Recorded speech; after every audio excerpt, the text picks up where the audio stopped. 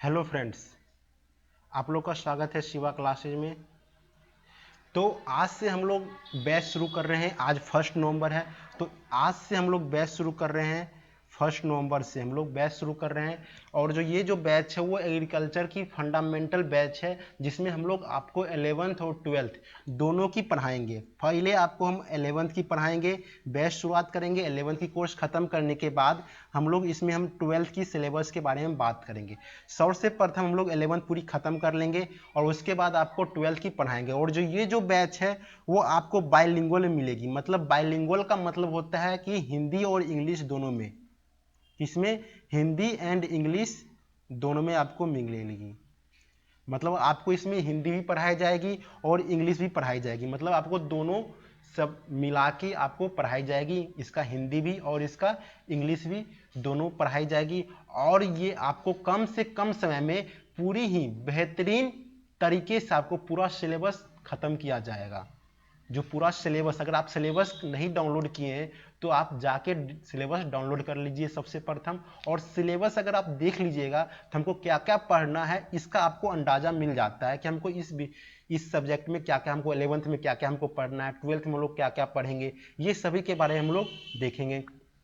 उसके बाद हम लोग इसका जो क्लास की जो टाइमिंग रहेगी वो क्लास इसकी मंडे से फ्राइडे आपको चलेगी। कब से? मंडे से फ्राइडे आपको क्लास चलेगी।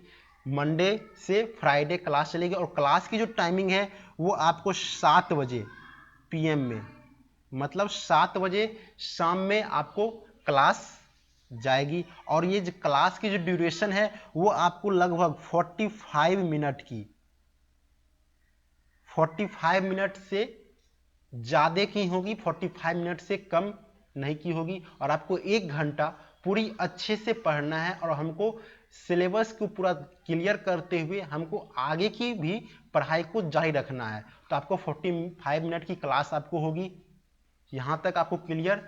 कितनी देर की क्लास होगी और कब से क्लास होगी? मंडे से फ्राइडे क्लास है और कितनी मिनट की क्लास है? 45 मिनट की क्लास है। तो हम बात करते हैं सिलेबस के बारे में। तो सिलेबस में हम लोग देखेंगे, अगर सिलेबस की आपको पीडीएफ नहीं है तो आप पीडीएफ डाउनलोड कर लीजिए, वहाँ आपको डाउनलोड की ऑप्शन आ रही होगी। तो सबसे पहले हम सिलेबस के बारे में बात करते हैं। तो सिलेबस में हम लोग देखेंगे क्या कि सबसे पहले देखेंगे एग्रीकल्चर। मतलब एग्रीकल्चर कहाँ से उत्पत्ति हुई है, इसकी डिफिनेशन क्या है और इसकी ब्रांच क्या है, कौन कौन सी इसकी शाखाएं हैं, ये डिस्कस करने के बाद हम लोग चलेंगे इसकी हिस्ट्री के बारे में। मतलब इसका हिस्ट्री क्या है, एग्रीकल्चर जो हम लोग पढ़ रहे हैं, एग्रीकल्चर कहाँ से आया है, कौन कौन से इक्विपमेंट, कौन कौन से फसल किस किस वर्ष में शुरुआत किए गए हैं, ये सभी के बारे में हम लोग देखेंगे। उसके बाद देखेंगे कि भारत में नेशनल मतलब राष्ट्रीय और इंटरनेशनल मतलब बाहर, भारत के बाहर कौन कौन से इंस्टीट्यूट हैं जो इंस्टीट्यूट सपोर्ट कर रहे हैं एग्रीकल्चर को। सिर्फ इसके एग्रीकल्चर को सपोर्ट करने वाले इंस्टीट्यूट के बारे में हम लोग सिर्फ यहाँ पढ़ेंगे। हम लोग क्लास पढ़ रहे हैं एग्रीकल्चर की, तो मतलब जो इंस्टीट्यूट एग्रीकल्चर को सपोर्ट करेंगे, मतलब जो इंस्टीट्यूट कृषि को आगे बढ़ावा दे रही है, तो उसी इंस्टीट्यूट के बारे में हम लोग यहाँ पढ़ेंगे। उसके बाद हम लोग बात करेंगे जो फर्स्ट चैप्टर आती है, जो फर्स्ट चैप्टर है हम लोग की एग्रोनॉमी है। फर्स्ट चैप्टर क्या है? एग्रोनॉमी है। तो हम लोग एग्रोनॉमी के बारे में बात करेंगे। तो एग्रोनॉमी में हम लोग बात करते हैं, इसका हिंदी होता है शस्य विज्ञान। एग्रोनॉमी का हिंदी होता है शस्य विज्ञान। तो इसमें हम लोग बात करेंगे क्या चीज, इसका सबसे प्रथम बात करेंगे कि हमारी जलवायु किस प्रकार की है। जलवायु का इंग्लिश होता है क्लाइमेट, मतलब हमारी क्लाइमेट किस प्रकार की है। उसके बाद बात करेंगे कि हम इसका वेदर किस प्रकार का है, मतलब इसका जो हमारी जो वेदर है, जैसे कभी कभी हम लोग देखते हैं कि बहुत ही ज़्यादा बारिश हो रही है तो आज रेनी वेदर आ गया।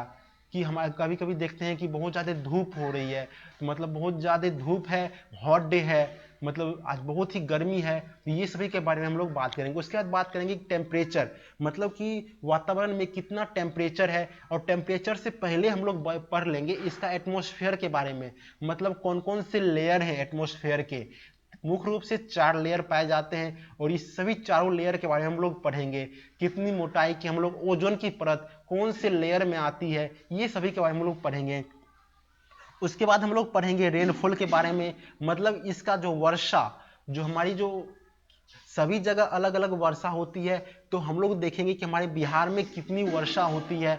सभी भारत के सभी लगभग भारत के सभी हम राज्य के बारे में देखेंगे कि कौन कौन से राज्य में कितनी बारिश होती है। उसके बाद हम लोग देखेंगे ह्यूमिडिटी, ह्यूमिडिटी का हिंदी होता है आर्द्रता, तो हमारी आर्द्रता क्या है। ये सभी पढ़ने के बाद हम लोग पढ़ेंगे वेदर फोरकास्टिंग, मतलब मौसम पूर्वानुमान। वेदर फोरकास्टिंग का हिंदी होता है मौसम पूर्वानुमान, मतलब कि आज की मौसम, मतलब आज हम लोग यहाँ बैठे हुए तो अगले एक हफ्ता में क्या क्या अनुमान लगा सकते हैं कि आज बारिश होगी या बारिश नहीं होगी, या हम लोग अनुमान लगा सकते हैं कि कल बहुत ज़्यादा ठंड पड़ेगी या बहुत ज़्यादा ठंड नहीं पड़ेगी। ये सभी अनुमान के बारे में हम लोग पढ़ेंगे और हम आपको बताएंगे कि कौन सा साइट पे आप घर बैठे बैठे भी देख सकते हैं कि आज की मौसम क्या है। तो आपको जो आगे जो कल्टीवेशन पढ़ेंगे या आप फार्मर को बताइएगा कि कल का मौसम इस प्रकार से आप स्प्रे नहीं कीजिए, अगर ज़्यादा बारिश हो रही है तो हम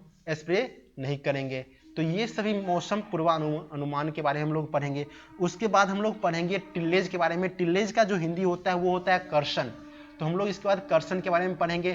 कर्षण का डिफिनेशन क्या होता है, कर्षण की प्रिंसिपल क्या है, टाइप ऑफ टिल्लेज, कौन कौन से टिल्लेज के प्रकार होते हैं, जीरो टिल्लेज क्या है, ट्रेडिशनल टिल्लेज क्या है। ये सभी को पढ़ने के बाद हम लोग पढ़ेंगे कि हम लोग फसल को किस प्रकार से बुआई करते हैं, मतलब सोइंग मेथड क्या है, फसल की सोइंग मेथड क्या है। पढ़ेंगे क्या चीज, फसल की सोइंग मेथड क्या है और हम कितने गहराई में हम फसल को हम लोग रोपते हैं।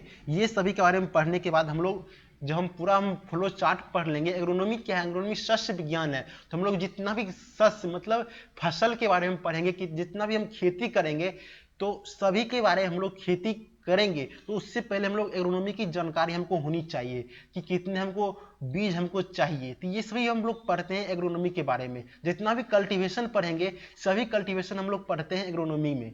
उसके बाद हम लोग देखेंगे हार्वेस्टिंग किस प्रकार से किया जाता है, कि हम लोग धान की हार्वेस्टिंग किस प्रकार से करते हैं, कंबाइनर क्या होती है। ये सभी पढ़ने के बाद हम लोग पढ़ेंगे agroclimatic zone of India and climate, मतलब एग्रोक्लाइमेटिक जोन मतलब पूरे हम भारत को कितने क्लाइमेटिक जोन में बांटे, कितने जलवायु के क्षेत्र में बांटे हुए हैं, बिहार को कितने जलवायु क्षेत्र में बांटे हैं, ये सभी पढ़ेंगे।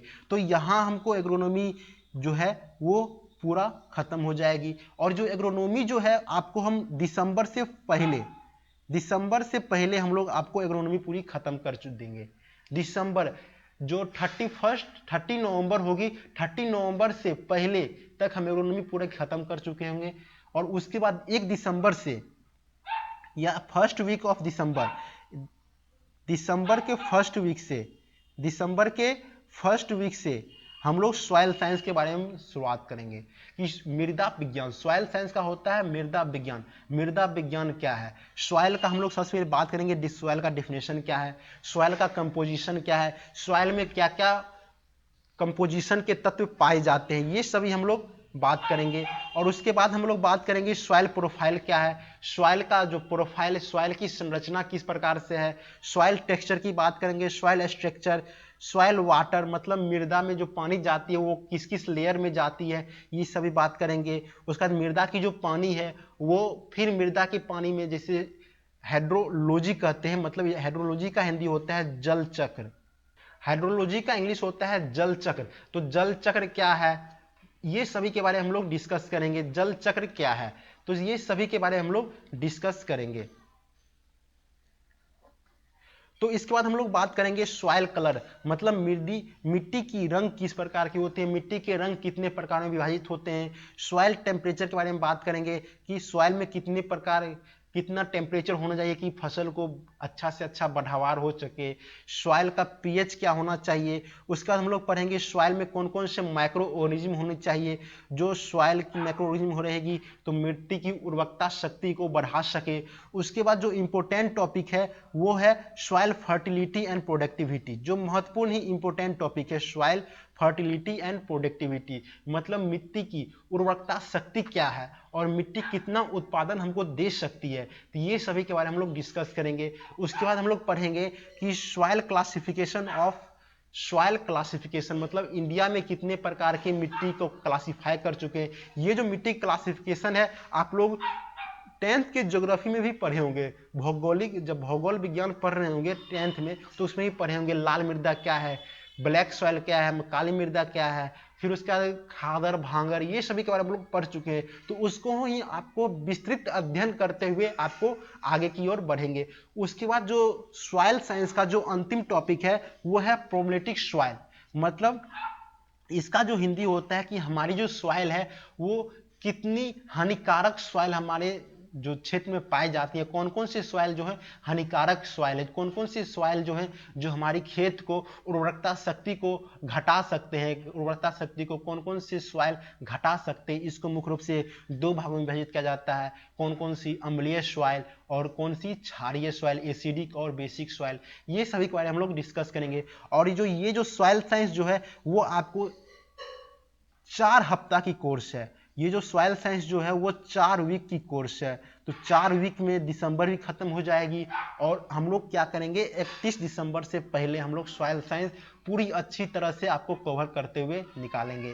उसके बाद सॉइल साइंस में ही अलग से पार्ट आती है मिनरल न्यूट्रिशन, मतलब कि कौन कौन से पौधे में पोषक तत्व पाए जाते हैं, कौन कौन से पौधे में पोषक तत्व पाए जाएंगे कि हम कौन सा न्यूट्रिएंट दें। जैसे हम लोग एन देते हैं, मतलब नाइट्रोजन देते हैं, नाइट्रोजन का सिंबल है एन, तो हम लोग एन देते हैं। एन से क्या होती है, अगर हम ज़्यादा नाइट्रोजन दे देंगे तो पौधे की क्या वृद्धि होगी या घटाव होगी, वृद्धि कम होगी, ये सभी के बारे में हम लोग पढ़ेंगे। उसके बाद हम लोग पढ़ेंगे अगर हम पौधे में अगर जिंक की कमी हो रही है तो कैसे पहचानेंगे कि जिंक पौधे में कमी हो रही है। तो ये सभी के बारे में हम लोग पढ़ेंगे मिनरल न्यूट्रिशन के बारे में। उसके बाद हम लोग डिस्कस करेंगे मैन्योर एंड फर्टिलाइजर। मैन्योर का हिंदी होता है उर्वरक और फर्टिलाइजर मतलब कौन कौन से, मैन्योर मतलब खाद, कौन कौन जैसे खाद, जैसे खाद मतलब क्या कि जो गोबर का खाद हम लोग देते हैं तो ये क्या है, गोबर की खाद क्या है, इनऑर्गेनिक कंपाउंड है। मतलब इसमें ऑर्गेनिक, ये गोबर की खाद क्या है, ऑर्गेनिक कंपाउंड है, इनऑर्गेनिक नहीं है, ऑर्गेनिक है। मतलब इसमें कार्बन की जो परसेंटेज है वो बहुत ही ज़्यादा है, तो इसको हम क्या कहते हैं, ऑर्गेनिक कंपाउंड। तो गोबर की खाद में क्या क्या पाई जाती है तो उसको हम मैन्योर कहते हैं। गोबर की खाद हम कब देते हैं, तो ये सभी के बारे में हम लोग डिस्कस करेंगे। उसके बाद हम लोग बात करेंगे फर्टिलाइजर, कौन कौन से उर्वरक पाए जाते हैं। मैन्योर का हिंदी होता है खाद एंड फर्टिलाइजर का हिंदी होता है उर्वरक। खाद एवं उर्वरक मतलब कौन कौन से फसल में कितनी कितनी हम लोग खाद और उर्वरक की मात्रा को उपयोग करेंगे, ये सभी के बारे में हम लोग डिस्कस करेंगे। उसके बाद हम लोग बात करेंगे कि मेथड ऑफ फर्टिलाइजर एप्लीकेशन, कौन कौन से मेथड हैं, कौन कौन से मेथड हैं जो हम उर्वरक को एप्लीकेशन करते हैं। अगर खेत में हम अगर उर्वरक डालते हैं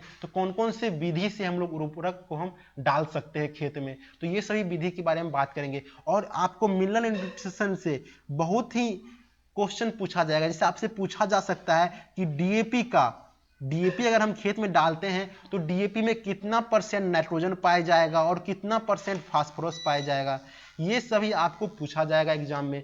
तो ये सभी के बारे में हम लोग डिस्कस करते हुए चलेंगे। और आपको हम आईसीआर और बीसीसी जो महत्वपूर्ण एग्जाम है, जो आईसीआर और बीसीसी, ये सभी को लेते हुए चलेंगे कि आपको पूरा कंसेप्ट क्लियर करते हुए चलेंगे।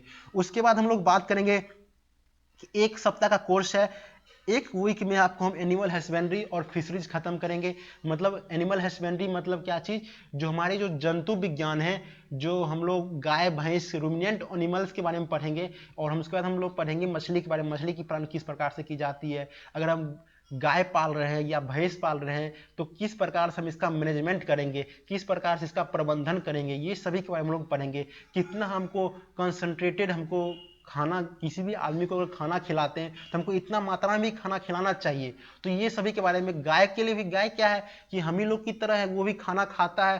तो कि कौन सी गाय, इसमें बहुत सारी नस्ल होते हैं गाय के, ये सभी के बारे में पढ़ेंगे। जैसे हम लोग जर्सी देखते हैं, एचएफ देखते हैं, तो और बहुत सारे, जैसे साहिवाल गाय है। तो जैसे भैंस में देखते हैं, भैंस में क्या है, मुर्राह, जो बहुत ज़्यादा उपयोग में लाया जाता है, जो बहुत ज़्यादा दूध देती है। तो ये सभी के बारे में हम लोग देखेंगे। उसके बाद हम लोग देखेंगे एग्रीकल्चर, उसके बाद हम लोग देखेंगे क्या चीज़, एग्रीकल्चर इंजीनियरिंग के बारे में देखेंगे। मतलब कौन कौन से एग्रीकल्चर में मशीन जो है उसको हम उपयोग कर सकते हैं, मतलब फार्म मैकेनाइजेशन, कौन कौन सा मशीन उपयोग में लाया जा सकता है, उसमें हम देखेंगे। आईसी इंजन देखेंगे कि इंजन, अगर ट्रैक्टर का इंजन है तो कौन सा इंजन है ट्रैक्टर में, 2 स्ट्रोक है या 4 स्ट्रोक इंजन है, ये सभी के बारे में देखेंगे। इलेक्ट्रिक मोटर देखेंगे कि मोटर किस प्रकार से काम करती है। उसके बाद देखेंगे फार्म इक्विपमेंट, कौन कौन से इक्विपमेंट हम लोग खेत में उपयोग उपयोग करते हैं, ये सभी देखेंगे।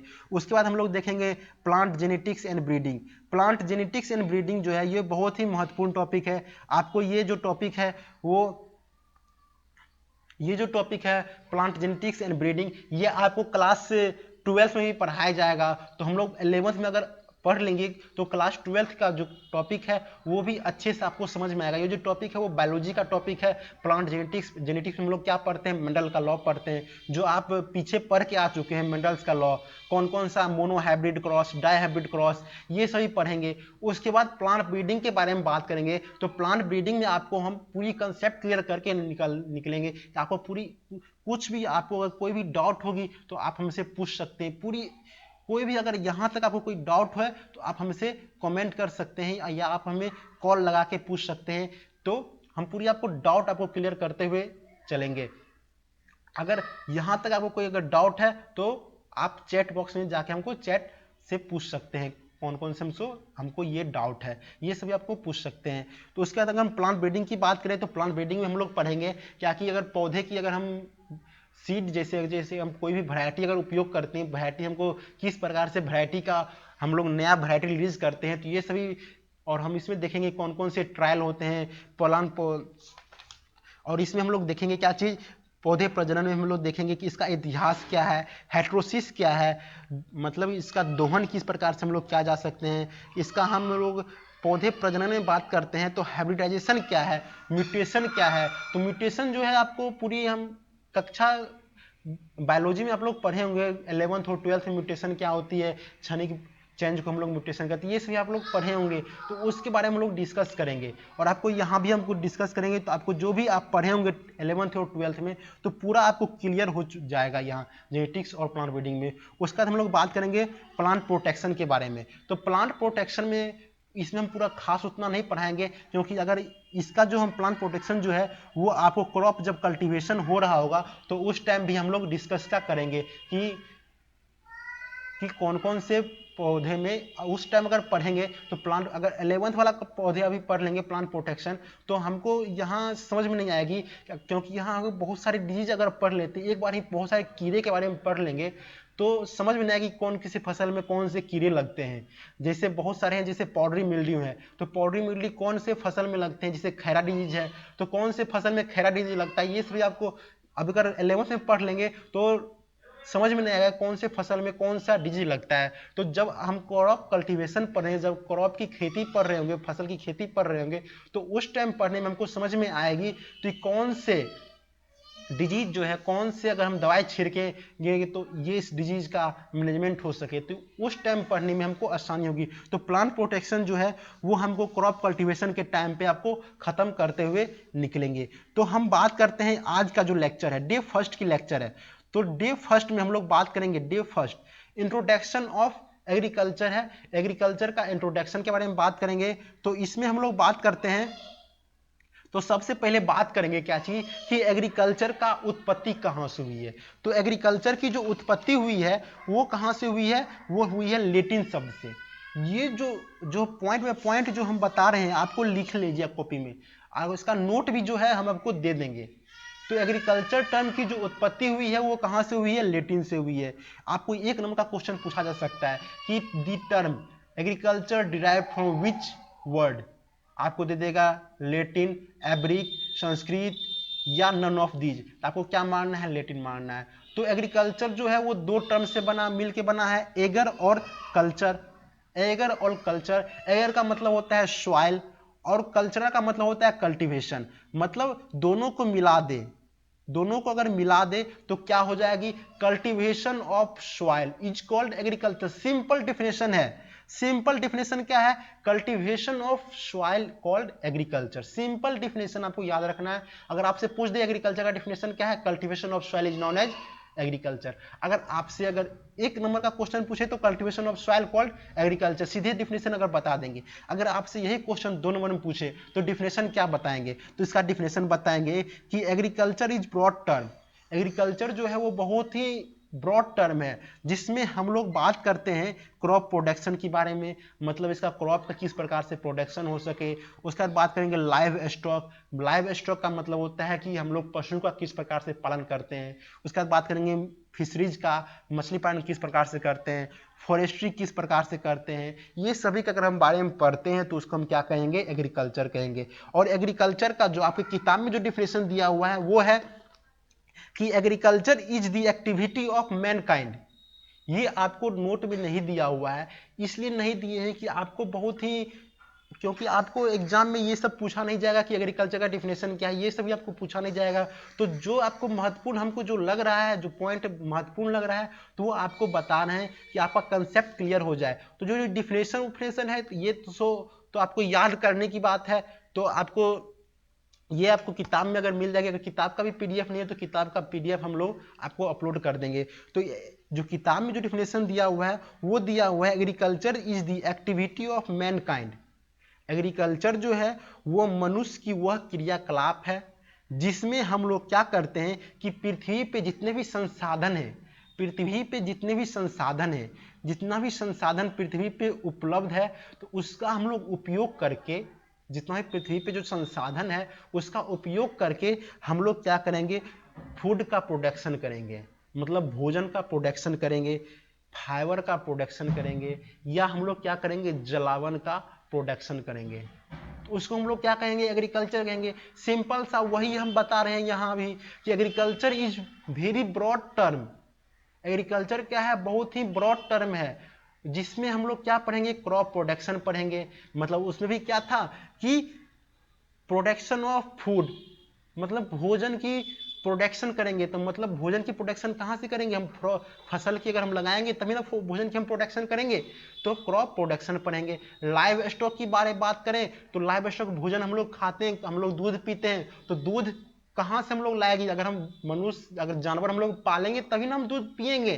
तो लाइव स्टॉक हम लोग पढ़ेंगे। मछली पालन पढ़ेंगे। मछली पालन इसलिए पढ़ते हैं, अगर मछली अगर पालेंगे तभी ना मछली को हम लोग खाएंगे, तो मछली पालन पढ़ेंगे। उसके बाद क्या है, production of fibre and fuel, मतलब अगर जलावन का उपयोग हम लोग कब करेंगे, अगर फॉरेस्ट लगाएंगे, अगर हम लोग फॉरेस्ट लगाएंगे तभी ना हम लोग उसका फॉरेस्ट का हम लोग काट के हम लोग जलावन का उपयोग करेंगे। तो ये सभी के बारे में हम लोग पढ़ते हैं एग्रीकल्चर। जो किताब में जो डिफिनेशन दिया हो उसका ही हम लोग आसान भाषा में आप लोग डिफिनेशन आपको हम लोग बता रहे हैं कि एग्रीकल्चर क्या है। यहां तक अब समझने में कोई दिक्कत नहीं। अगर कोई भी डाउट हो रही है तो आप हमको जरूर चैट में जाके पूछ सकते हैं कि हमको सर ये डाउट हो रही है, हमको आप ये बता दीजिए। यहाँ तक हो गई। उसके बाद हम लोग बात करते हैं ब्रांचेज ऑफ एग्रीकल्चर की, मतलब कौन कौन सी एग्रीकल्चर की शाखाएं हैं। तो इसके बारे में हम लोग बात करेंगे कि कौन कौन सी शाखाएं हैं ब्रांचेज ऑफ एग्रीकल्चर, कौन कौन सी विविध शाखाएं हैं एग्रीकल्चर की। इसमें सबसे पहले बात करते हैं हम लोग कि एग्रीकल्चर की जो शाखाएं हैं मुख्य रूप से 10 भागों में विभाजित किया गया है। एग्रीकल्चर की शाखाएं कितनी हैं, 10 शाखाएं हैं। तो 10 शाखाएं में पहला शाखा है एग्रोनॉमी। एग्रोनॉमी का हिंदी होता है शस्य विज्ञान। एग्रोनॉमी का हिंदी होता है क्या, शस्य विज्ञान। जो एग्रोनॉमी जो है वो ग्रीक वर्ड है। एग्रीकल्चर क्या था, लेटिन वर्ड था। एग्रोनॉमी क्या है, ग्रीक वर्ड है। एग्रीकल्चर 2 वर्ड से मिला है, एग्री और कल्चरा। एग्री का मतलब होता है सॉइल और कल्चरा का मतलब होता है कल्टीवेशन। तो इसी से मिलके बना है क्या चीज, cultivation of soil is known as agriculture. Simple definition. Agronomy से पूछा जाए तो एग्रोनॉमी भी 2 शब्द से मिलकर बना है, एग्रोज एंड नोमस। एग्रोज का मतलब होता है फील्ड और नोमस का मतलब टू मैनेज। सिंपल डेफिनेशन क्या, अगर फील्ड का अगर मैनेज करेंगे तो उसको हम एग्रोनॉमी कहेंगे। सिंपल डेफिनेशन है कि अगर हम फील्ड का अगर मैनेज करेंगे तो हम लोग क्या कहेंगे, एग्रोनॉमी कहेंगे। यहां तक हो गई। और इसका डिफिनेशन के बारे में बात करें तो डिफिनेशन क्या है, a branch of agricultural science. Agricultural किस लिए लिखे हैं, हम लोग पढ़ रहे हैं एग्रीकल्चर, लेकिन एग्रीकल्चरल किस लिए, एल किस लिए लगाए हैं, एल इसलिए लगाया है क्योंकि एग्रीकल्चरल में हम लोग क्या बात करते हैं कि विविध विषयों के बारे में बात करते हैं। अगर हम एग्रीकल्चर करें तो एग्रीकल्चर सिर्फ सिंपल कृषि होती है। अगर हम फील्ड में अगर बात करें तो फील्ड में क्या होगा, एग्रीकल्चर हम कहेंगे। अगर एग्रीकल्चरल लगाएं तो इसका मतलब क्या हुआ कि हम लोग इसमें हम बहुत सारे हम विषयों के बारे में बात करेंगे, जिसमें हम सस्य विज्ञान के बारे में बात करेंगे, मृदा विज्ञान के बारे में बात करेंगे। उसके बाद इसमें क्या बात करेंगे हम लोग, जो पौधे प्रजनन होते हैं, जेनेटिक्स के बारे में बात करेंगे। उसके बाद क्या करेंगे, बागवानी के बारे में बात करेंगे, इसका बागवानी कहाँ है, क्या है, ये सभी के बारे में हम लोग बात करेंगे। इसलिए हम लोग कल्चरल लगाए हैं। एल लगाने का मतलब समझ रहे हैं, एल मतलब क्या कि एग्रीकल्चर के अंदर अगर हम विभिन्न विषयों के बारे में बात करेंगे तो एल लगाते हैं। यहां तक समझ गए, एल लगाने का महत्वपूर्ण समझ गए। एल किस लिए लगाते हैं, एल किस लिए लगाते हैं समझ गए। अगर एल लगाएंगे तो इसका मतलब क्या कि एग्रीकल्चर के अंदर अगर हम बहुत सारे विभिन्न विषयों के बारे में बात करेंगे, इसके ब्रांचेस के बारे में बात करेंगे तो एल लगाते हैं। जैसे आप कोई भी इंस्टीट्यूट का नाम अगर देखिएगा, अगर हम पूषा के बारे में बात करें, समझते हुए जो पूषा है, doctor Rajendra Prasad agricultural college या यूनिवर्सिटी, ये लिखा जाता है। कॉलेज ऑफ एग्रीकल्चर साइंस अगर बात करें तो सिर्फ उसमें एग्रीकल्चर की ही पढ़ाई होगी। अगर एग्रीकल्चरल लगा दिए तो इसमें बहुत सारे विभिन्न विषयों के बारे में बात करेंगे। जैसे हमारे जो सबौर में जो इंस्टीट्यूट है, बिहार एग्रीकल्चरल यूनिवर्सिटी लिखा आता है, एग्रीकल्चर यूनिवर्सिटी नहीं लिखाएगा। अगर सबौर का बीएयू की बात करें तो बीएयू में आपको अगर बीएयू का फुल फॉर्म देखिएगा तो एग्रीकल्चरल यूनिवर्सिटी लिखाएगा, एग्रीकल्चर नहीं लिखाएगा। और ये जो है महत्वपूर्ण कंसेप्ट है, आपको बहुत सारे आदमी अगर जाइएगा बीएससी एग्रीकल्चर कीजिएगा, सबसे पहला क्वेश्चन आपसे यही पूछा जाएगा कि एग्रीकल्चर और एग्रीकल्चरल में क्या डिफरेंस है। तो ये जो डिफरेंस है आपको याद रखना है।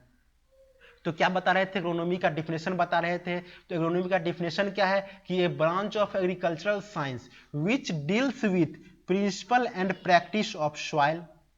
क्या बताएं, principle and practice of soil मतलब क्या, सॉइल का प्रिंसिपल क्या है, सॉइल की प्रैक्टिस क्या है, कौन कौन से हम लोग मिट्टी में प्रैक्टिस करते हैं, इसका वाटर क्या है, क्रॉप प्रोडक्शन क्या है, किस प्रकार से करते हैं, ये सभी के बारे में हम लोग पढ़ेंगे। तो किसमें पढ़ेंगे, एग्रोनॉमी सस्य विज्ञान में पढ़ेंगे। जो दूसरा ब्रांच जो आती है, दूसरा ब्रांच है वो है कौन सी, सॉइल साइंस की।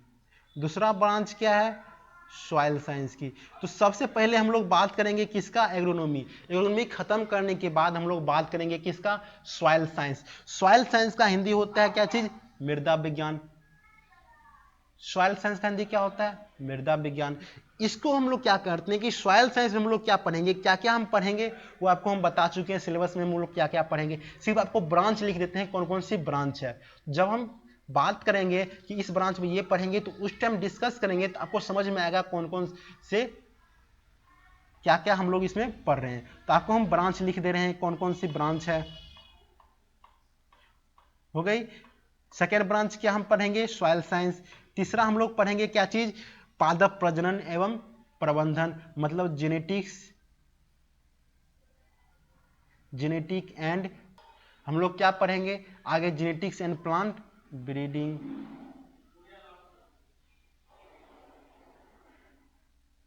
क्या पढ़ेंगे, जेनेटिक्स एंड प्लांट ब्रीडिंग। ये पढ़ने के बाद हम लोग क्या पढ़ेंगे, जो फोर्थ ब्रांच है वो है हॉर्टिकल्चर का।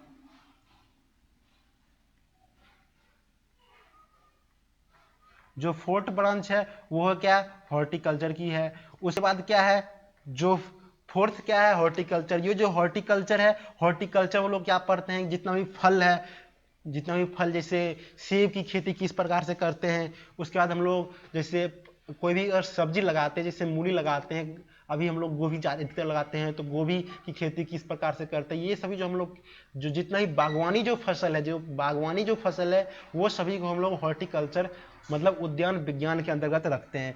पांचवा ब्रांच है कीट विज्ञान मतलब इंटोमोलॉजी। इंटोमोलॉजी इसका हिंदी होता है कीट विज्ञान। कीट विज्ञान के बारे में पढ़ेंगे। उसके बाद हम लोग पढ़ेंगे पौधे रोग के बारे में, कौन कौन से पौधे में रोग लगते हैं। छठा है ब्रांच प्लांट पैथोलॉजी। पैथोलॉजी ये छठा ब्रांच है।